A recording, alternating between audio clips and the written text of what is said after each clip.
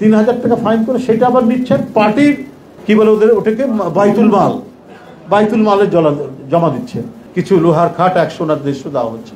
এটা তো একটা অদ্ভুত ব্যাপার। এটা তো এই জিনিসটাই হচ্ছে যে স্টেটের যে একটা আইনগত ভিত্তি আছে, রাষ্ট্র যেভাবে গড়ে ওঠে, এটা তো রাষ্ট্রের বিরুদ্ধে একটা কাজ। ইউনিভার্সিটির ক্যাম্পাস হবে জ্ঞান চর্চার একটা বিশাল একটা ক্ষেত্র।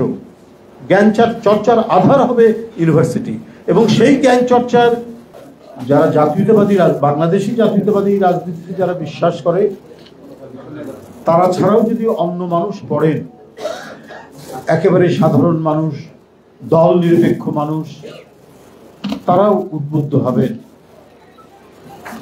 এই চেতনার দ্বারা, বাংলাদেশ জাতীয়তাবাদের এই চেতনার দ্বারা।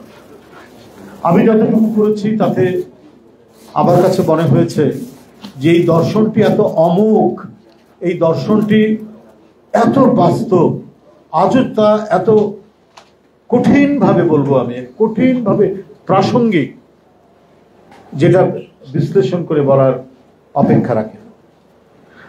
আমি গতকালই প্রদ্যোৎ দেব শর্মা নামে একজন রাজনীতিবিদ এবং ত্রিপুরার রাজ পরিবারের উত্তরাধিকার, তিনি আমাদের প্রধান উপদেষ্টা ডক্টর মোহাম্মদ ইউনূস সাহেবের একটি মন্তব্য, তিনি উত্তর পূর্ব ভারত সম্পর্কে উনি ক্ষমতায় আসার পর, প্রধান উপদেষ্টা হওয়ার পর শুধু একটি কথা বলেছিলেন যে উত্তর পূর্ব অঞ্চল ভূমি বেষ্টিত।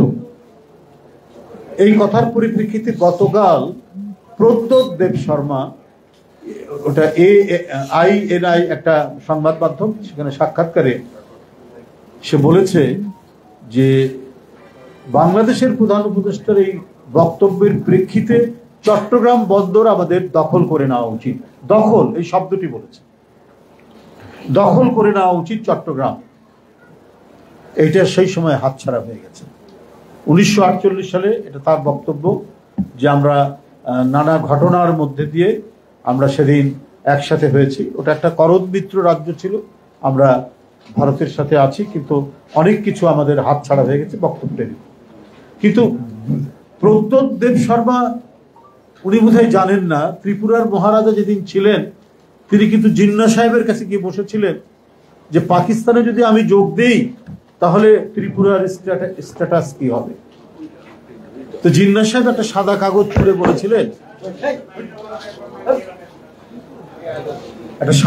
ছুঁড়ে বলেছিলেন, যে আপনি যে স্ট্যাটাস চান, আপনার ত্রিপুরা স্বাধীন থাকবে, আপনি পাকিস্তানে যোগদান করেন।